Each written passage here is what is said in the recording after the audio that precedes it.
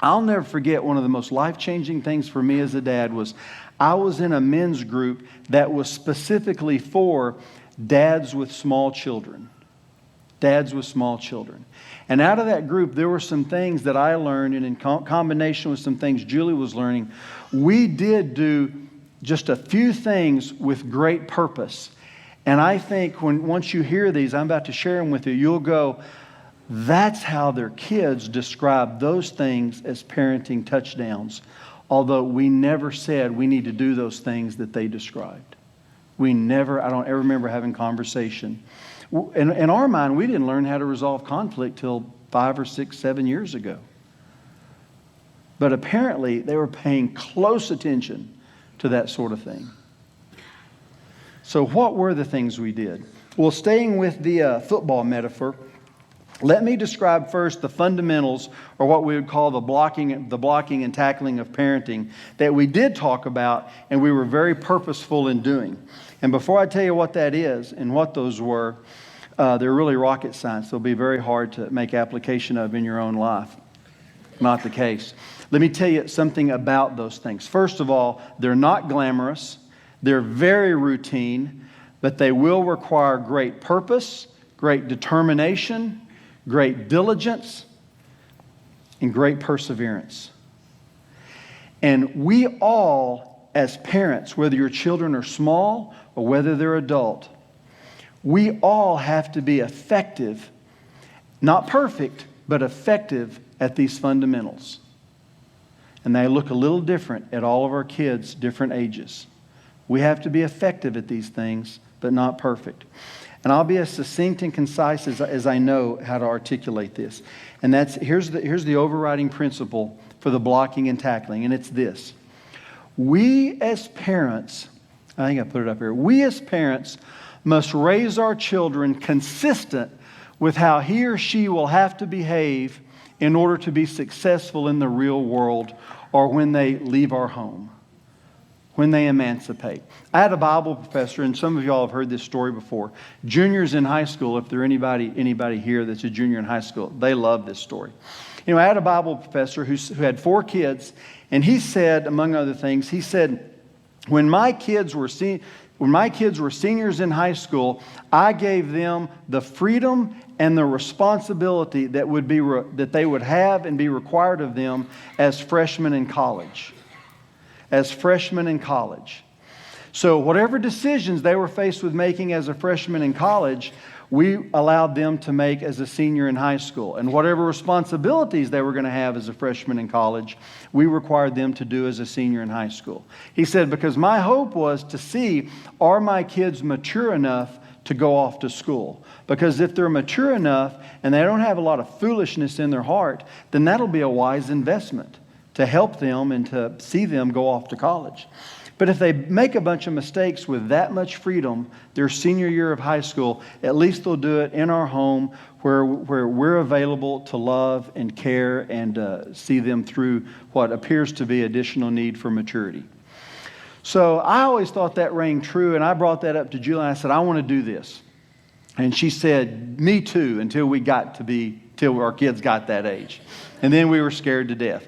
And we negotiated that we wouldn't do it their whole senior year, but we would start it when they were Christmas of their senior year. So half the year's over, half the year's.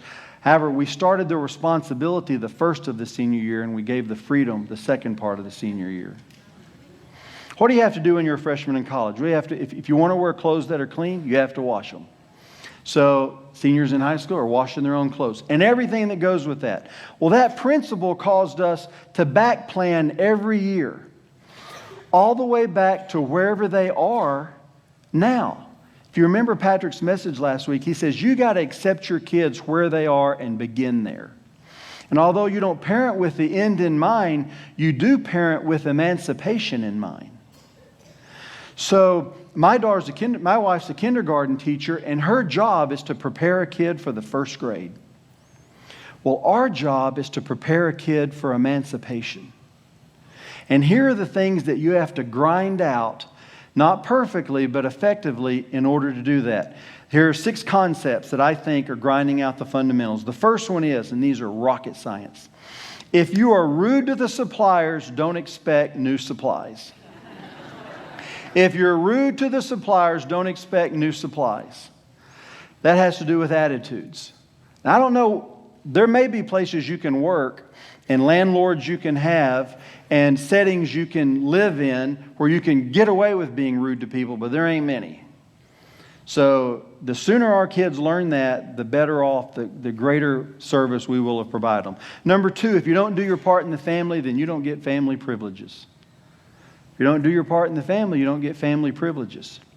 Here's one of my favorites. Mess it up, clean it up. If you mess it up, you clean it up. When they're small, if you spill something, you clean it up. If you're really small, I'll help you clean it up. One of my favorite stories is when my youngest daughter was 16, she was in the car with her friend. Her friend was named Julie. And they were on Harlem Road, and they were following Julie's mom on Harlem Road. And behind them was Julie's brother, and his girlfriend was behind them. And they came to the stop sign on Harlem Road, and Julie's brother, who's with my daughter in my daughter's car, in the middle of this 3-car caravan, Julie's brother, who's in the back, in the car in the back, is flirting with his girlfriend. He runs in to my daughter and pushes her into his mother.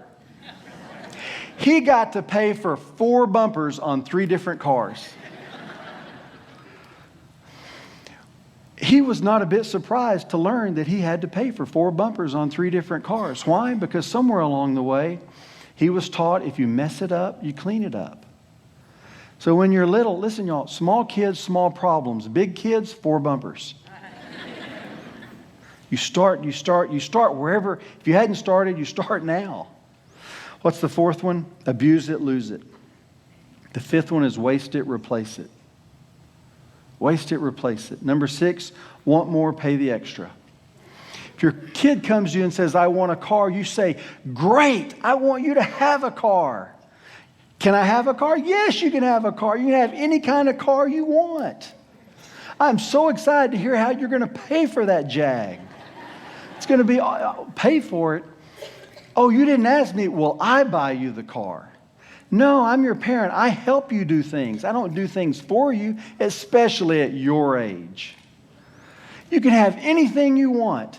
In the real world, after you leave here, you'll find out, especially in America, you can almost have anything you want. All you have to do is earn the money to pay for it.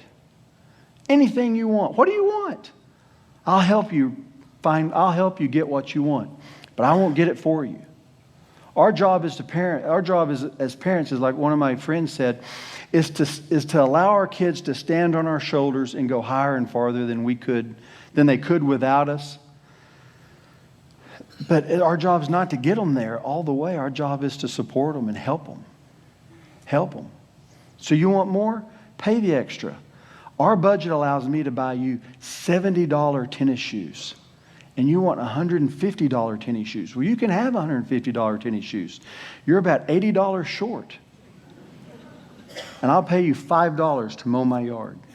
That'll mean you're $75 short. Well, if those are the fundamentals, and they are, and you really do have to grind them out. There is nothing sexy or glamorous about the fundamentals. If you're doing the fundamentals, though, here's what I'd say are 3 touchdown plays that aren't near as phenomenal as what you saw on the screen, but they'll result in outcomes, I think, eventually that you'll enjoy seeing. The first touchdown play is what I call eye contact. Eye contact. What I mean by eye contact is you look into your child's eyes so deeply that you recognize the color of their eyes, and when they start talking, you close your mouth and listen.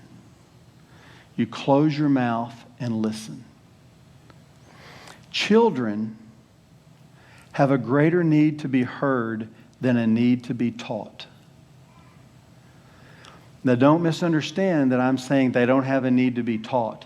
They have a huge need to be taught. And it's right below their need to be heard. Being heard is one of the most powerful and effective ways that you'll communicate love to your children. I was noticing, I think every verse of Scripture that I will make reference to in the next few moments is from Proverbs. Proverbs is what we call a book of wisdom. A book of wisdom. If parenting requires anything, it requires a lot of wisdom. Proverbs 1:5 says, "Let the wise listen and add to their learning, and let the discerning get guidance." Let the wise listen and let the discerning get guidance. Proverbs 18:13 says, "He who answers before listening, that is his folly and his shame." He who answers before listening, that's his folly and his shame. In 1994, we got a phone call from Julie's family that said her dad's cancer was really bad. We hung up the phone and we looked at one another and we began to grieve. And the grief that we began was the shock of the loss, the profound loss of her dad's health. And she began to speak about her loss. And because I'm a professional counselor and I know what to do, I began to share with her and talk to her about what to expect in this grief process. And I told her about loss and sadness and anger. And as I was talking to her, the Holy Spirit in a still small voice whispered in my ear, "Shut up, you goober." I didn't know God had that vernacular. But apparently, there, even in the moment, I was confronted with the fact, stop talking. Your wife has a greater need to be heard than a need to be taught. That's often so true with our children. Be guilty of listening too much and less guilty of talking too much. I have a plaque in my office that says, "What people need is a really good listening to." It's true. Second touchdown play is meaningful touch. Meaningful touch. Romans 16:16, Paul says this, "Greet one another with a holy kiss." Now, it's kind of a salutation or the end of a letter that he wrote the Christians in Rome who were under a great deal of persecution.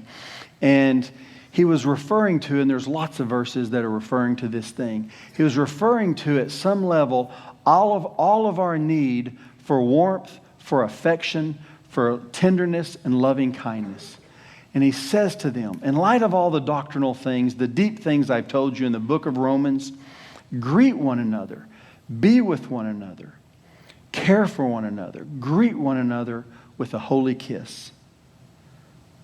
We have a tremendous need for loving affection that's holy, pure, safe, and unselfish. We as adults have that, and our kids have it needed even more. Chuck Swindoll, who's one of my favorite pastors of this last half decade, he says everybody needs 4 hugs a day. 4 hugs a day. There's a difference between that which is holy and that which is not. Greet one another with a holy kiss. Dads, if you're not hugging your daughters, somebody will. Our sons need hugs too. I know a 9-year-old girl. I know a girl that when she was 9 years old, she stood in front of the mirror and she got dressed and she said to her mom, "Mom, do you think Daddy thinks I'm pretty?" And her mom says, "Daddy thinks you are beautiful. You are gorgeous." And she said, "Do you think he thinks I'm so pretty that he'd want to just hug me and squeeze me tight?" She said, "Absolutely he would." The little girl's daddy died when she was 2 years old. You think that longing's going to go away? No, it's not going away. We all have a need for this. Our kids especially have a need for this. Julie and I talked about this. We talked about, we may fail a lot of things. We're not going to fail at that. We're not going to fail at showing and giving affection to them and to one another in their presence. The third one is this. It's called focused attention.